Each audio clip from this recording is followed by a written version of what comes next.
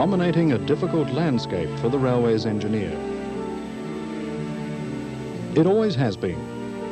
The line between Ohakune and Horapito was the very last section of the main trunk to be laid. Passengers before then had to bridge the gap by a long and arduous coach trip.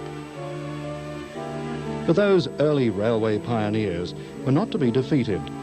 Their efforts to subdue this stretch of rugged country were little short of heroic. And even by today's standards, a remarkable show of engineering skill. In 1909, they won through. The main trunk line was joined. The river crossings of the old coach road gave way to sturdy viaducts, and for over half a century the line has continued to serve us well.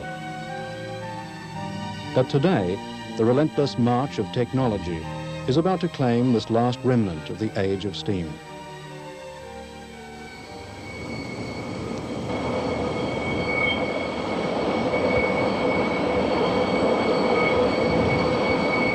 The squeal of wheels tells how the old curves are too tight for trains of modern size and speed, adding considerable drag to the effect of an already steep gradient.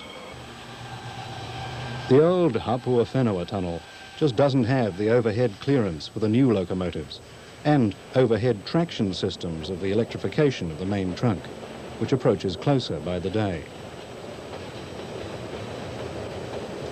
And the curved steel viaducts, unique in their time, are beginning to show the strain. They'd require major attention if they were to carry the increased axle loads of electrification into the new century. Sadly, they've reached the end of their economic lives. So, as the old coach road slumbers quietly under the mountain, a new eruption of activity hits the region. Pushed this time not by underground forces, but by the hard realities of maintaining efficiency in the increasingly competitive world of modern surface travel. For railways to be competitive in the transport industry, it needs to provide a fast, reliable and economic service. This project illustrates how many of these features have been dealt with on an important part of the North Island Main Trunk Railway. The project is situated in the central North Island and extends over the 10 kilometres of track from Ohakune to Horapito.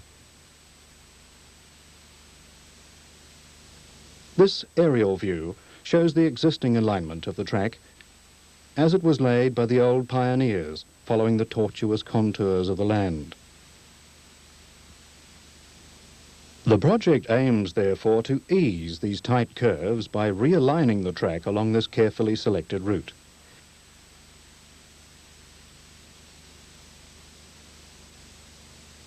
At the same time, the overall gradient of the section will be eased from its present 1 in 51 to a new effective gradient of about 1 in 60. In the process of this new horizontal and vertical realignment, the troublesome tunnel will be bypassed with a major cutting, and the 3 existing viaducts will be replaced by a culvert and 2 new bridges, already well underway. Easing of curves means faster train speeds. Easing of grades mean heavier trains can be hauled more economically. And the bridge structures themselves would be designed to modern standards which would resist earthquake movements. These factors all contribute to the basic transportation aims of providing fast, reliable and economic services. While the project is progressing well, the going is far from easy. Even with their arsenal of modern technology, railways engineers are up against some of the same difficulties as their turn-of-the-century colleagues. Difficulties stemming largely from the mountain that oversees their work. Firstly, there's the geology of the region, which offers a complex profile to the bulldozer blade. In prehistoric times, a sedimentary mudstone was laid down under the sea and eventually raised to create the distinctive light grey papa, so much in evidence at the Ohakune end of the works. But with the volcanic eruptions of Ruapehu, heavy laha flows covered the papa. Laha is this rather unstable mixture of hard volcanic rocks and soft volcanic mud found extensively towards the Horapito end of the works. And the whole thing is topped off with a sprinkling of volcanic ash blown out from the mountain, ash which turns to mud very quickly under the high rainfall of the area. In order to maintain their optimum gradient, railways engineers and their contractors have to cut deeply into the countryside and have to deal with quite different and unexpected materials within a single cutting.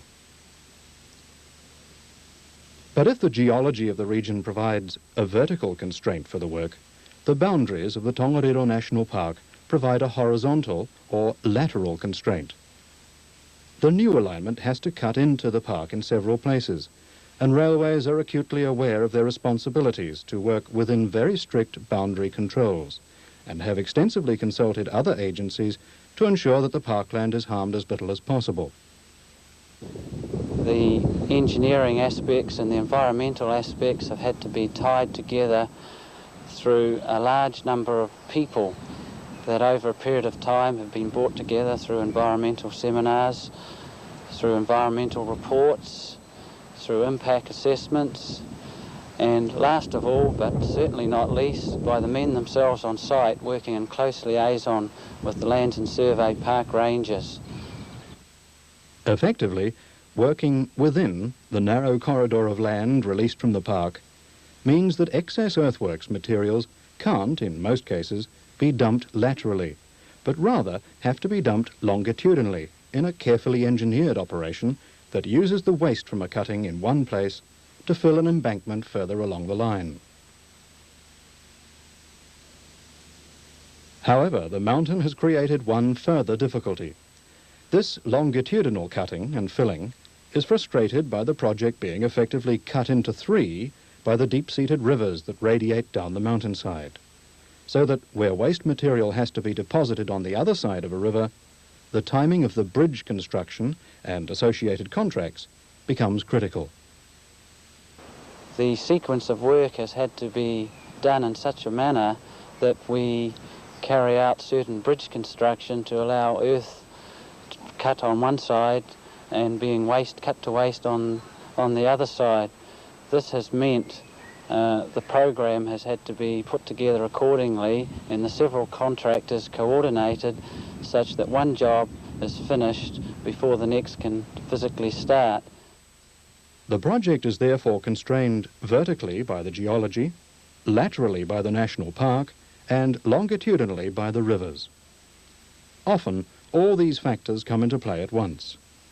The construction of the new Taonui viaduct is a good example, where instability encountered in pile driving could influence the whole project. Well, we have had some difficulties with the founding conditions in particular Pier 4, which is we're having to do additional excavation to get down to bedrock, to solid founding.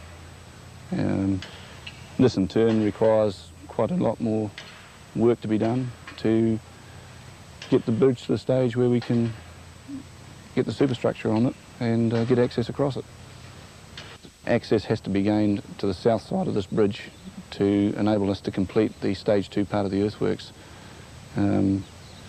The material excavated from the cutting on this side of the bridge has to be carried forward towards Horapito, and that could pose a problem if the bridge construction is delayed, yes. On the other hand, the Haeremairi River crossing along the way has proceeded to plan. Careful alignment design has allowed the old steel viaduct to be replaced by an Armco culvert. This happened early in the construction program so that earthworks can now take place across it.